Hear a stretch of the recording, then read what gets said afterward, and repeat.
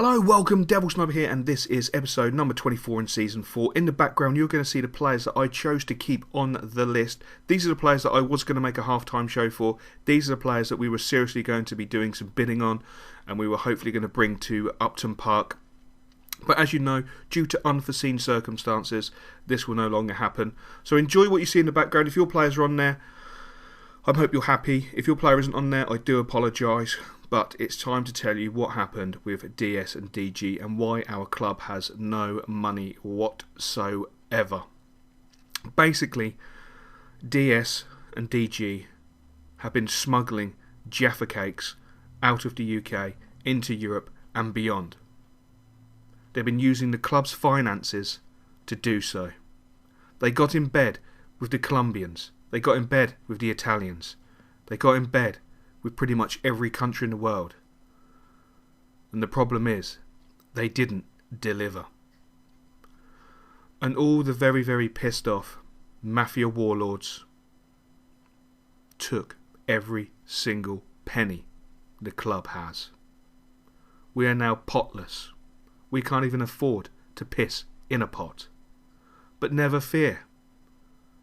We will soldier on to the summer, when hopefully a buyer will come in and take the club over.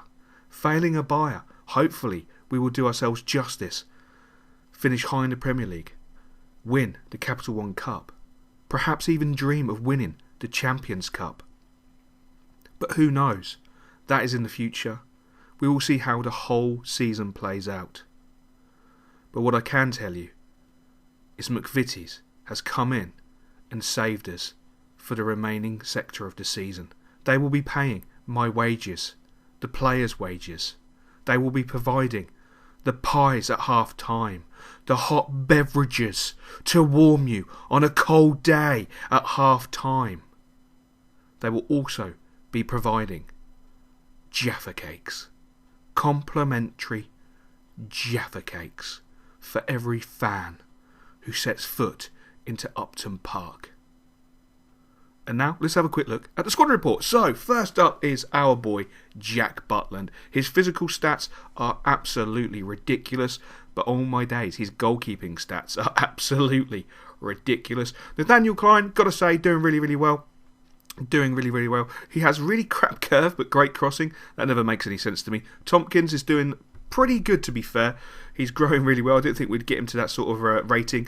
Luke Shaw, starting to get more games, starting to grow even more, really doing well. And there's our hero, Eduardo. Look at his statistics. Absolutely ridiculous. Casemiro as well, starting to grow. A great player. Really, really enjoying using Casemiro. Zaha as well. Absolutely a diamond to play with.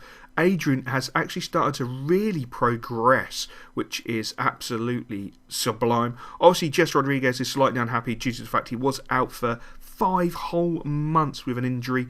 Not the greatest thing in the world, but we'll be seeing Jess come back because he's a bit of a legend. He did stick the ball in for Guidetti to head it home against Spurs, which was a magnificent goal. And Guidetti, by the way, is growing. The tray we just looked at there, do apologise, it's going a bit quicker than I anticipated. Go back, have a look at him. He's actually got a potential of 89 to 94. Rocker only has a top potential of 89. But look at his statistics. Look at the way he's grown. It's unbelievable. Fabio is just unbelievable. Look at his interceptions and aggression. Oh my days, he's a legend, absolute legend. And Benzir, his curve is now up to 98. His crossing is pretty shite, but his curve is epic. Filippo, the talisman, is just 100% pure world class. Isco as well is starting to grow a little bit slowly, a little bit more slower than I should say than perhaps Adrian, but I tell you what, he's so cultured and so great to use. Martin Miguel is the second striker. His actual potential is 88 to 94, which is unbelievable. His potential is miles better than Rocker. Top end wise, but we'll see how that goes. Obviously, Ravel Morrison is slightly unhappy. He feels that he should be playing more, but it's a rotational squad, you know. Even more so now that we're sole players and have absolutely no piss to pot in, which is no pot to piss in, I should say. No piss to pot is not going to really make sense. So we have no pot to piss in. It's a great shame, but in adversity, we will only become stronger. And we start off with our first game at home to Queen's Park Rangers. And there is a huge crowd today. Absolutely magnificent. It feels like every West Ham supporter has turned out. The streets outside the ground are packed full of West Ham supporters, even though they can't get into the ground to watch the team. They're chanting the team's name. They're chanting the Barca of East London. They're chanting the manager's name. And they're also chanting McVitie's, which is absolutely epic. Looking at the league table, Spurs have a slight slip up. Now, they're only sort of 10 points away from us, 11 points away from us. So, it could be doable. It's really competitive in those top 6 positions. But let's not worry about that. Let's join the game and see how the boys get on. With Martin Indy picking up the ball, knocking it out to Luke Shaw. Luke Shaw cuts the ball inside to Casemiro. Casemiro moves forward on the left-hand side, feeds the ball into Isco. Isco straight into Filippo. Filippo cuts inside, shapes to shoot, pulls the trigger, and is slotted home in the bottom corner. That looked to take a deflection as the keeper went down really late. The ball looked like it was going to be off target. No real power on the shot. But I must have taken a deflection as Filippo strikes it. The defender got a great touch, a great tackle on it, but it was just enough to bend it into the far corner. You've got to feel for the QPR defender. But that was a great effort by Filippo. Took some absolutely brilliant swerve into the bottom corner.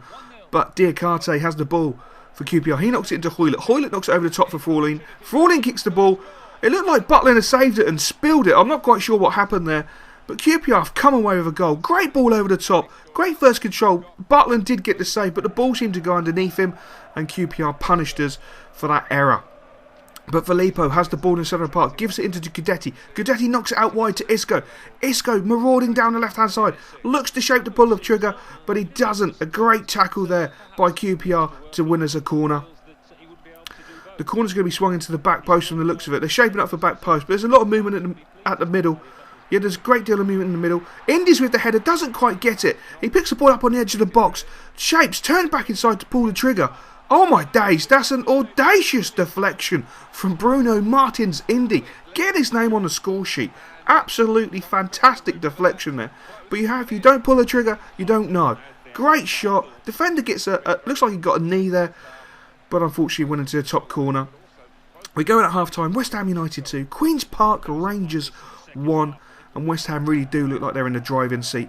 But Diakate picks up the ball for QPR. He knocks it to Traore. Traore knocks it forward. But who is there? None other than Casemiro, who feeds the ball into Filippo. Filippo, uncharacteristically, gives the ball away very needlessly. But look at that, Casemiro with an audacious tackle, picking up the ball for West Ham. The ball's fed into Guidetti. Guidetti into Isco. Isco has time and space on his left-hand side. Nothing really on. Has to turn back inside. Feeds the ball in. Great ball into Adrian. Adrian with the header.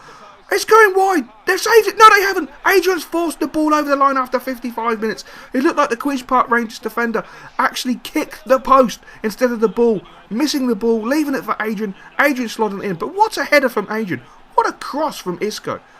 Unbelievable. It does look like the QPR defender kicked the post instead of the ball. But we pick it up with Zaha. Zaha with some silky skills to get past the defender. Pulls the trigger. But it's great defending there for QPR for once. Great piece of skill there from Zaha, showing some of the class he really does have. And we pick it up with a throw-in. Nathaniel Clyde with the throw-in. He gives it into Eduardo. Eduardo knocks the ball into the centre of the park into Casemiro. The ball is very sloppy and it's given to QPR. QPR on the right-hand side, breaking through with Granero. Granero is in the box. Chips it over. Butland comes for it. And unfortunately, after 77 minutes, West Ham conceded a goal. It looked like it was a late decision for Butland to come. A great little chip through ball. Tompkins should have really cleared it. Butland was coming. He must have made a call for it. But the referee blows the full-time whistle. West Ham United 3, Queen's Park Rangers 2, and a huge 3 points for the lads. A great 3 points for the lads to bounce back from all the adversity they've had to face in the last 7 to 10 days. And we get back to the club and we have an injury. Tompkins is going to be out for 2 months. As we all know, 2 months is 3 months by the time he's fully fit. So Tompkins is going to be out for 3 whole months, which is absolutely devastating. Absolutely devastating. But we have a huge away game. As you know, earlier in the season, we got absolutely dicked on by Crystal Palace, but we have a great opportunity to go to Crystal Palace and set the record straight and hopefully pick up 3 much needed points. Their current record is not very good. They've lost to West Brom 2 games in a row, 2-0 and 2-0. They also lost to Liverpool 4-1. And we're playing pretty strong, so we're resting a few players because we do have a few big games coming up. And having a look at the table, we're not looking too bad. I think we're pretty well situated. It's really competitive, absolutely competitive in that sort of 2nd to 6th position. So hopefully we'll be able to do ourselves justice. But we pick up the game with Crystal Palace breaking down the right-hand side with Williams. Williams has got plenty of time and space, chips the ball into the back post, and that is unbelievably a world-class save by Butland. And the cross comes in and Butland just gathers it up quite easily. And again, it looked like Crystal Palace were going to put the ball through to Williams, using him as a very good outlet on the right-hand side. But Diame has the ball in centre of the park. He knocks it into Benzier. Benzier teasing the Crystal Palace defence. Feeds the ball into Mark Noble. Mark Noble with an absolutely audacious shot into the bottom corner to give West Ham United a 25th minute lead, which is unbelievable. Absolutely unbelievable. Great piece of play here by Benzier. Great ball into Mark Noble. First touch was absolutely fantastic. And the ball into the bottom corner was absolutely sublime. He passed it in. He majestically stroked the ball into the back of the net. But we pick it up with Hewitt in the centre of the park. He comes into the centre of the park. Hewitt, who is a right back, starts to get amnesia and realises he's a right back. Knocks it into Diame. Diame knocks it into Saha. But Saha knocks it back into Hewitt. Hewitt looks like he's well out of his depth. Passing the ball out to Jess Rodriguez. Hewitt's really pushing forward quite a lot. Rodriguez getting to the byline. Putting in a great cross. Trying to go for the header, but unfortunately it's cleared. And Hewitt with a header back. And that is only just wide. Such is the determination of the young lad. We go in at half-time. Crystal Palace 0. West Ham United 0. And a big thanks to McVitie's, as you know, for laying on coaches for all the away fans for West Ham United to go to Crystal Palace. We all know it's just round the corner, but McVitie's laid on special Jaffa cake coaches for all the away supporters to go, just showing their actual commitment to the club. You never know, McVitie's might actually buy the club, which would be absolutely magnificent. But we join the play with Jess Rodriguez on the left-hand side. Cuts in field, gives the ball to Ravel Morrison. Ravel Morrison knocks it onto Benzier. Benzier's tackled, he's gone down. The referee awards a free kick, and rightly so. Benzier looks like he's going to step up to take this, or will he pass it on to Filippo? Or will he just take it himself? He takes it himself, puts the ball in. Unfortunately, it's not the greatest free kick in the world, which is one of those things. And I do apologise, Filippo's not actually playing on the pitch.